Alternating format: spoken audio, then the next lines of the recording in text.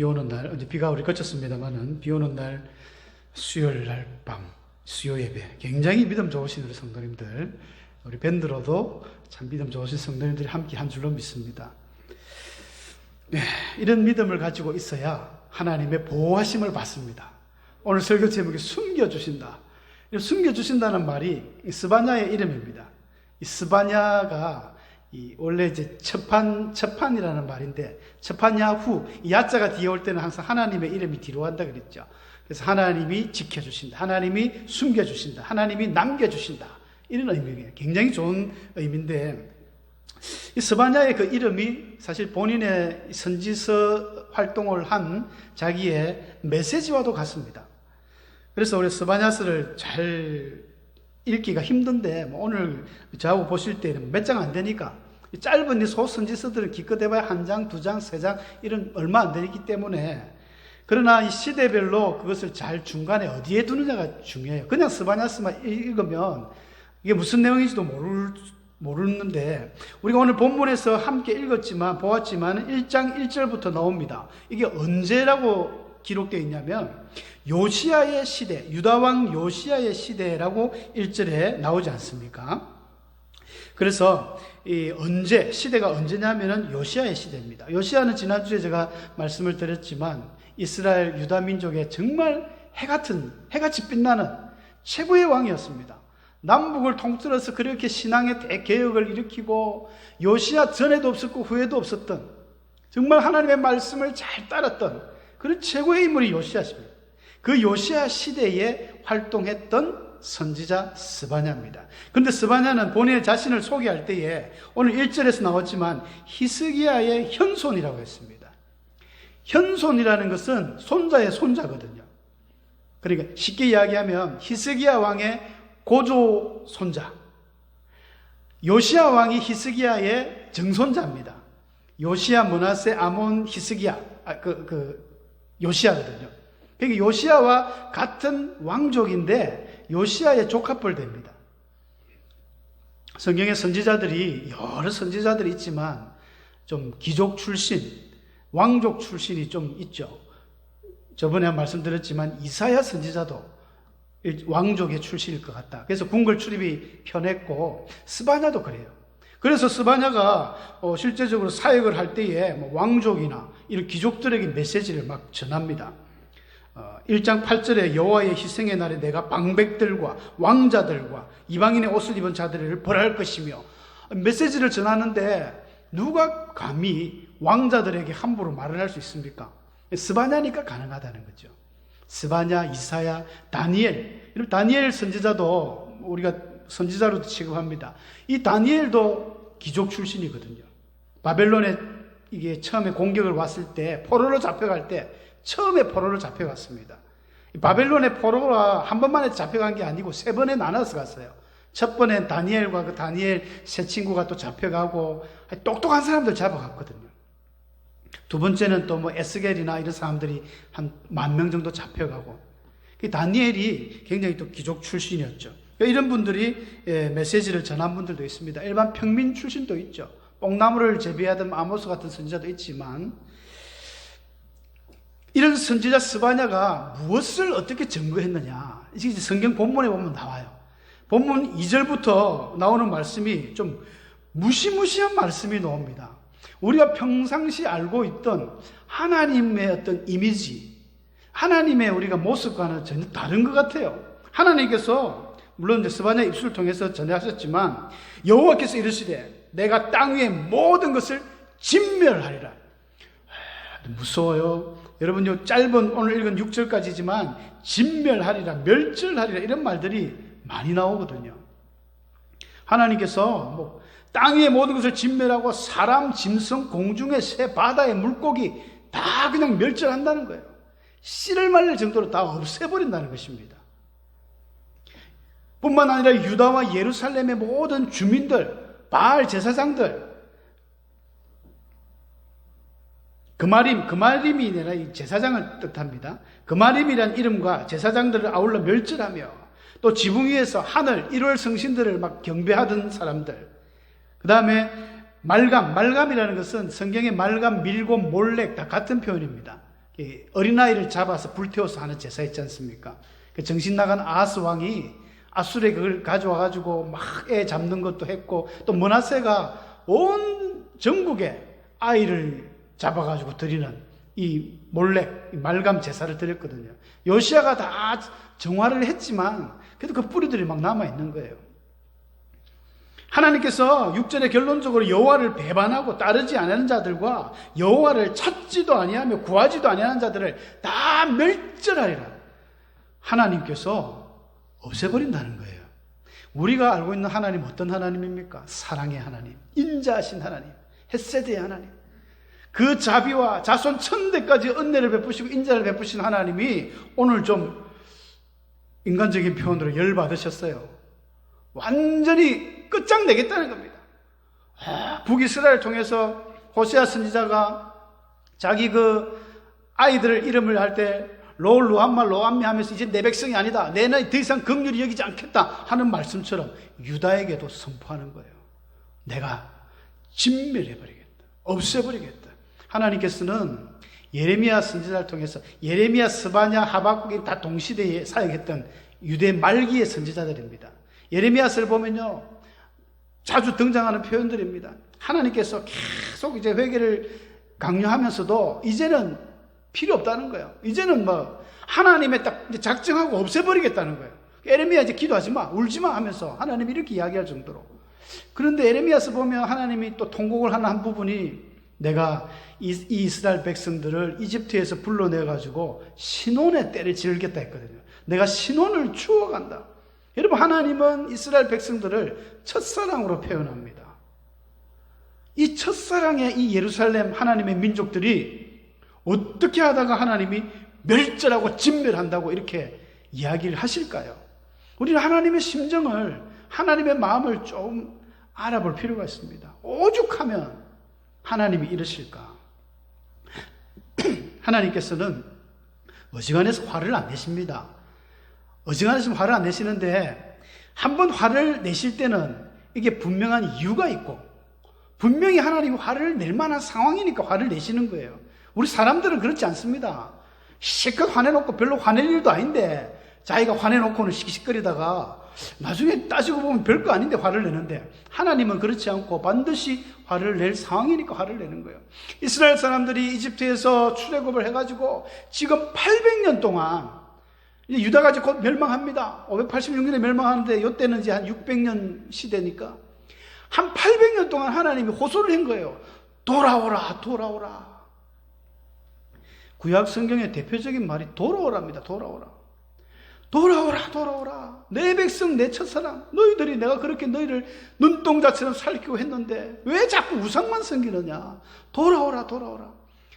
말을 안 듣는 거예요. 계속 엇나가고 우상을 섬기고 하니까 하나님이, 하나님의 어떤 정하신 그 마지막 심판의 카트라인이 있습니다.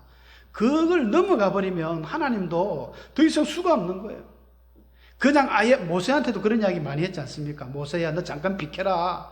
얘네들 다 죽여버리고 너를 통해서 새롭게 하겠다. 하나님 그럴 충분한 능력이 있습니다. 모세를 통해서 새로운 이스라엘 백성들을 만들 수도 있지만, 모세가 기도할 때마다 또 하나님 참으시고 참으시고 참으시고, 지금 그때인 거예요. 마지막 하나님이 이제 끝까지 이게 찼습니다. 멸절해버릴 거야. 많은 사람들이 이 스바냐스에는 여호와의 날이라는 표현이 많이 나오는데, 이것은 여호와의 영광의 날이 아닙니다. 영광과 영화의 날이 아니라, 스바냐도 이야기하지만 1장 15절에 보면 그날은 분노의 날이요, 이 여호와의 날은 분노의 날이요, 환난과 고통의 날이요, 황폐와 패망의 날이요, 캄캄하고 어두운 날이요, 구름과 흑암의 날이요, 견고한 성읍들을 치며 높은 망대를 치는 날이로다. 심판의 날이라는 거예요. 여호와의 날이 지금 다가왔다. 영광의 날이 아니라 스바냐스에 등장하는 여호와의 날은 하나님의 심판의 때 끝이 왔다는 거예요. 그러니까 조심하라, 회개하라, 이 말씀이죠. 그런데 성경의 그 1장 18절 끝에 보면 이런 말이 나와요. 그들의 은과 금이 여호와의 분노의 날에 능히 그들을 건지지 못할 것이며. 세상 사람들은, 믿음이 없는 성도님들은요, 하나님이 원하시는 진실한 회개와 하나님이 원하고 있는 그것을 잊어버리고 어떤 다른 방법을 사용하려고 합니다. 세상의 어떤 권력, 부, 금, 은, 세상에서 얻은 이런 것들로 사람들이 어떻게 해보려고, 하나님 앞에 뭐 제사를 막 드려보려고, 아주 어마어마한 큰 제사를 해가지고 드려보려고. 하나님 필요 없다는 거예요. 여호와의 진노의 날에는 그 어떠한 세상적인 방법은 아무 소용이 없습니다. 하나님의 그 어떤 분노를 해결할 수 있는 방법은 다른 게 없습니다. 우리의 진심 어린 회개와 통곡의 눈물이죠. 그래서 2장에 넘어가면 하나님께서 이런 말씀을 하십니다. 수치를 모르는 백성아, 모일지어다 모일지어다. 명령이 시행되어 날이 겨같이 지나가기 전, 여호와의 진노가 너희에게 내리기 전, 여호와의 분노의 날이 너희에게 이르기 전에 그리할지어다.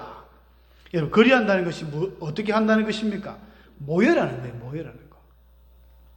사랑하는 성도 여러분, 수치를 모르는 백성, 얼마나 부끄럽습니까?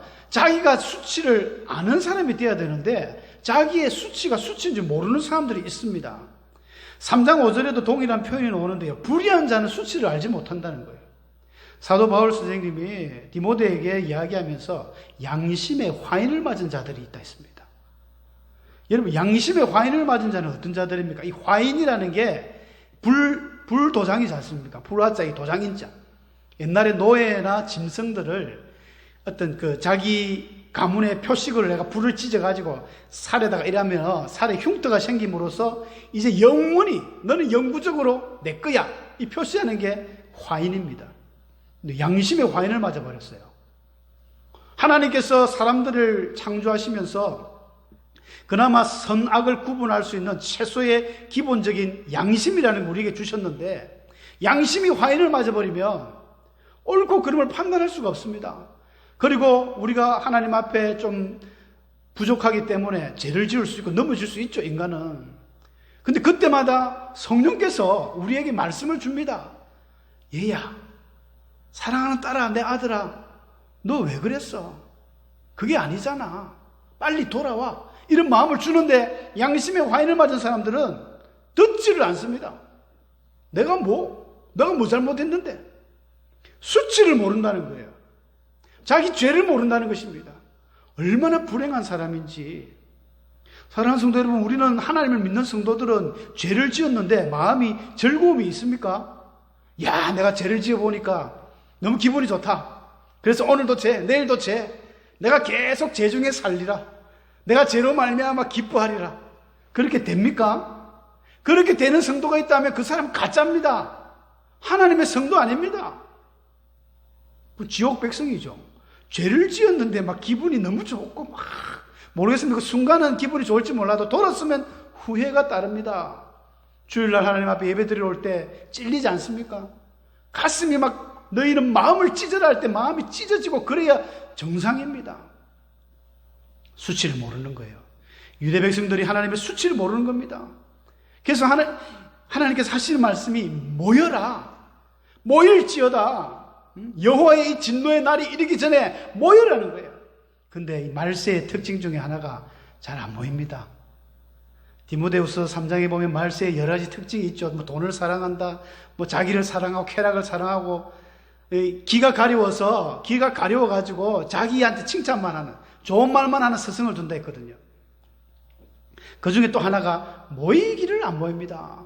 히브리서 기자는 히브리서 10장에서 그런 말씀하지 않습니까? 모이기를 피하는 자들의 어떤 사람들의 습관을 쫓지 마라. 오직 그날에 가까움을수록 더욱 그리해라. 계속 이렇게 모여야 되는데 안 모입니다. 지금은 뭐 모이려 해도 코로나 때문에 못 모입니다. 정부에서 또 방역 조치를 얼마나 3단계, 4단계 모이지 마라, 모이지 마라. 그게 사람의 소리일까요? 저는 그렇게 생각해 봤습니다. 코로나도 그렇고 정부도 그렇고 이거는 마귀가 그 뒤에 숨어서 조정을 하고 있구나. 왜? 말세에 못 모이게 하려고. 모이면 자기들이 위험해지거든요. 그리스도인들이, 기독교인들이 모이면 힘이 있습니다. 기도합니다. 찬송합니다. 여러분, 우리가 오예배 안 드린 지가 꽤 되지 않습니까? 오예배 드릴 때마다 얼마나 영이 기뻤습니까? 마음속에 그 영혼의 기쁨 찬양을 통해서 그거 못하게 사단이 꼴깍 묶어놔 버린 거예요. 그러나 그 중에서도 2장 3절에 보면 여호와의 규례를 지키는 세상의 모든 겸손한 자들이 있다는 것입니다. 그들은 여호와를 찾고 공의와 겸손을 구하는 사람들, 이런 사람들이 여호와의 분노의 날에 숨김을 얻으리라. 여러분 2장 3절이 스바냐서의 주제입니다. 주제절입니다. 하나님이 숨겨주시는 거예요. 스바냐후, 체파냐후, 하나님이 숨겨주신다. 누구를? 겸손한 자들. 여호와의 규례의 이 말씀을 지키는 세상의 겸손한 모든 사람들을 하나님이 숨겨주시는 거예요. 겸손한 자는 어떤 자냐면요, 하나님의 말씀을 지키는 자들입니다. 교만한 자들은 반대로 하나님의 말씀을 안 지킵니다. 지킬 필요가 없으니까 그럼 말라 그래. 그 여호와의 말씀을 지키려면 무엇인지 알아야 되기 때문에 공부를 하죠. 하나님의 성경 보는데 열심입니다. 예배와 기도회를 통해서 하나님을 알려고 계속 노력합니다. 그런 사람들이 겸손한 자들입니다. 교만한 자들은 알고 싶어 하지 않아요. 성경을 안 봅니다. 예배 별로 신중하게 생각 안 합니다. 그러니까 모이기가 귀찮은 거죠. 하나님은 이 겸손한 자들을 숨겨주시는데 그럼 어디로 숨기느냐? 바벨론에 숨겨주셨어요. 바벨론에, 지금 유대가 망하니까 예레미야 선지자가 40년 동안 울면서 이야기한 것이 바벨론에게 항복해라는 거예요. 항복해라. 그런데 시드기야 왕이 절대 항복 안 하고 자꾸 애굽만 바라보는 거예요. 애굽만 바라보고 애굽이 도와줄 거야. 예레미야는 아니요. 바벨론에게 항복하시고 투항하시오. 하나님이 길을 만들어 놨습니다. 이야기를 해도 듣지 않습니다. 왜? 나중에 느부갓네살 와가지고 시드기야 눈도 뽑아버리고 막 이런 비참하게 잡혀가는데, 바벨론이란 그 은신지에 하나님이 70년 동안 이스라엘 백성들을 편안하게, 그게 비록 포로라는 그건 있지만, 그렇지만 우리나라 옛날에 뭐 일제시대 때라든지 6.25 동란 이런 그런 어려움이 없었습니다. 에스더 같은 경우만 보면 알잖아요. 에스더는 대페르시아 제국의 왕후가 됐습니다. 왕후가. 아수르의 왕, 그 어마어마한 왕의 왕비가 됐으니까. 그 사촌오빠 모르드게도 왕궁을 지키는 수문장이 됐죠. 에스라, 느헤미야 이런 사람들 얼마나 대단한 사람들입니까? 최고의 위에까지 올라갔거든요. 어느 정도 자유가 있었습니다. 그러니까 하나님께서 바벨론에서 특별 훈련을 받기 시작한 거예요. 그 이스라엘 백성들이 자기 예루살렘에 있을 때는 그렇게 하나님 섬기기를 싫어하고 우상만 찾다가 바벨론에 가보니까, 이 바벨론은 그야말로 귀신의 처소입니다. 귀신의 처소고 우상 구득이에요. 모든 우상들이 가득한데 보니까 전부 이거는 아무것도 아닌 거예요. 우상이 전부 귀신이고 아무것도 아닌데 우리가 믿는 여호와 하나님이 최고라는 걸 자기들이 깨닫게 되거든요. 훈련을 받는 거죠. 그래서 때로는 우리가 하나님의 백성들이 어떨 때는 이해가 안 갈 때가 있어요. 하나님 왜 저를 이렇게 힘들게 하십니까? 왜 이렇게 저를 힘들게 내가 지금 이해할 수도 없는 희한한 곳으로 보냅니까? 이스라엘 백성들은 바벨론으로 가면 끝나는 줄 알았어요. 끝장인 줄 알았습니다. 그러나 하나님의 그 계획은 이미 70년 뒤에 어떻게 된다는 거 하나님 계획을 갖고 있었거든요. 사람은 모릅니다. 내가 그 순간에는 섭섭해요. 하나님 이럴 수 있습니까? 내가 그동안 하나님 앞에 한 게 얼마인데 하나님 이럴 수 있습니까? 따질 수 있습니다. 그러나 하나님의 계획이 있었다는 것입니다. 70년 뒤에 그 계획. 때로는 우리에게 닥쳐지는 어떤 당시에는 이해되지 않는 성도의 고난도 미래에 하나님이 주시는 축복의 그림자인 것을 기억하십시오. 그래서 그 순간 기도하고 감사하면서 이겨내면 반드시 여러분들에게 복으로 다가올 줄 믿습니다. 그리고 이제 3장에 들어가면 8절에 이런 이야기가 나와요. 3장 8절에 나 여호와가 말하노라. 그러므로 내가 일어나 벌할 날까지 너희는 나를 기다리라. 여기서 너희가 누구냐면요, 너희가 아까 이야기했던 2장 3절에 겸손한 자들입니다. 하나님의 말씀을 따르려고 애쓰는 사람들, 바벨론의 포로로 잡혀갔던 사람들, 하나님이 마지막 그 준비를 위해서 특별히 훈련받고 있는 다니엘을 비롯한 수많은 지혜자들. 여러분 그 열왕기 하서 끝장 보면 24장 25장 보면요, 바벨론에서 이스라엘 백성들을 포로로 잡아가는데 그냥 아무나 잡아가지 않았습니다. 왕족 출신들, 귀족 출신들, 똑똑한 사람들, 엘리트들, 그 대장장이들, 장인들, 이런 사람들만 뽑아간 거예요. 그때 뽑아간 사람이 한 10,000명 정도 된다고 기록되어 있는데 그야말로 완전 엘리트급이죠. 이런 사람들 다 뽑아가서 바벨론이면 뭐 오늘날 우리가 미국이라 생각하면 되겠죠. 세계를 호령하는 최고의 그 바벨론에서 교육을 잘 받은 거예요. 그 사람들이 너희는입니다. 그러면서 하나님께서 막 노래를 합니다. 우리가 많이 스바냐서 그 3장 17절 노래도 많이 하는데 하나님이 3장 14절에 보면 그런 말씀을 하셨어요. 시온에 따라 노래할지어다. 이스라엘아 기쁘게 부를지어다. 예루살렘 따라 진심으로 기뻐하며 즐거워할지어다. 여기서 이야기하는 시온의 딸은 일반 예루살렘 거민이 아니라 바빌론에서 돌아오는 사람들, 그 시온의 딸, 그들을 이스라엘이라 그러고 예루살렘의 딸이라고 표현하면서 하나님이 기뻐하는 거예요. 막 기뻐하라, 즐거워하라는 거예요. 왜 이렇게 즐거워할까요? 하나님이 왜 이렇게 주문을 하겠습니까? 이 바벨론에서 돌아오는 게 결코 쉬운 일이 아닙니다. 이들은 포로로 잡혀갔던 사람들이 아니고 포로로 잡혀간 사람들의 2세대들이에요. 2세대.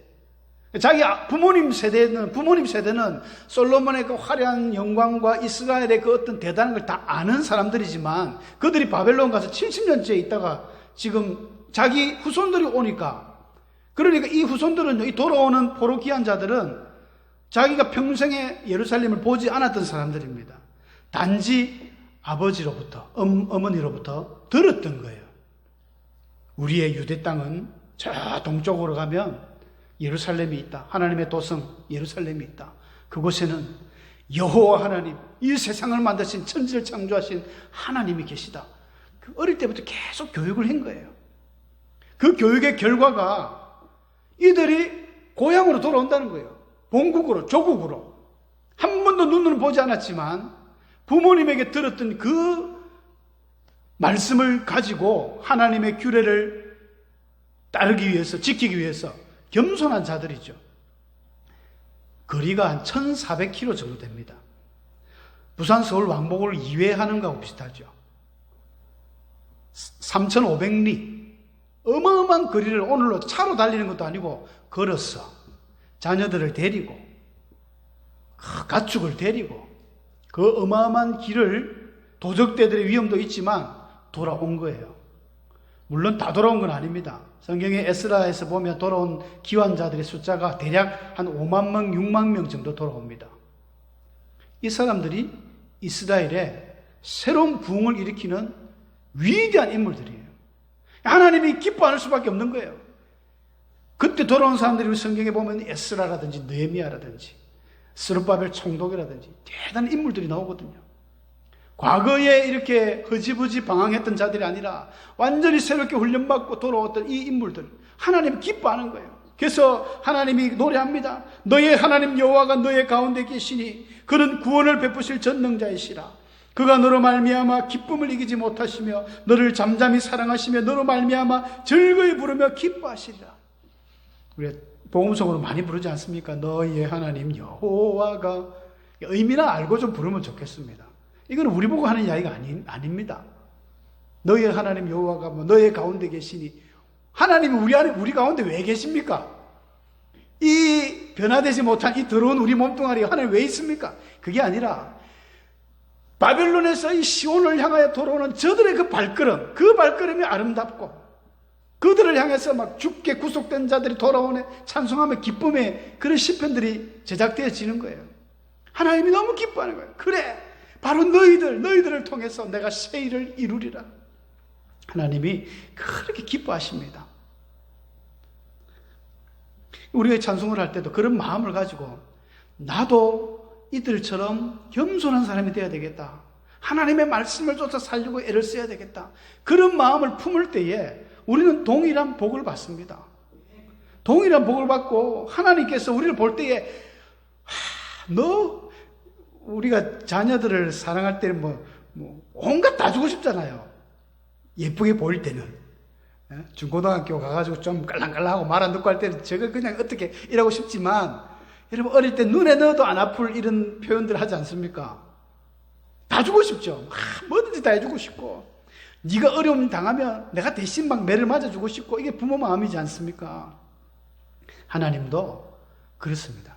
너무너무 우리 하나님께서 성경에 보면 이렇게 기뻐하시는 일이 별로 없습니다.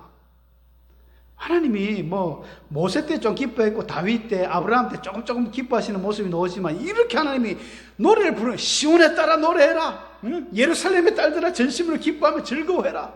내가 너희들 가운데 있다. 내가 즐거이 부르며 기뻐하겠다. 야, 여러분 세상에 이런 하나님의 축복의 메시지는 없습니다. 저와 여러분이 우리 무지개 전원교회가 이런 하나님의 축복의 메시지를 받으면서 내가 너희 가운데 있다. 너희 이 임재한 이 교회 가운데 내가 있을 것이다. 내가 너희로 기뻐하고 즐거워하겠다. 이런 축복의 메시지를 받는다면 다음 주에 전부 이제 감상금 다 합니다. 이제 욕심이 생기지 않습니까? 우리는 주의 두려운 날이 이르기 전에 모입시다. 모여야 됩니다. 수요일 날 모이고, 주일 날 모이고, 코로나가 사라지면 새벽 기도, 금요 기도 모든 모임 때마다 센터 모임, 무슨 모임 다 모여야 됩니다. 모이면 은혜가 있습니다. 물론 의견 다툼에가 싸움도 나겠지만, 모여야 됩니다. 하나님의 이 분노의 날에 숨겨주시는 자들이 될 수 있도록 우리 하나님 말씀과 규례와 법도와 그 명령에 순종하는 겸손한 자들이 되시길 바랍니다. 그런 자들이 오늘 하나님의 이 기쁨, 이 복된 그런 축복의 메시지를 받으며 복된 인생을 살 줄로 믿습니다. 다 그런 축복된 인생 사시기를 주의 이름으로 축원합니다.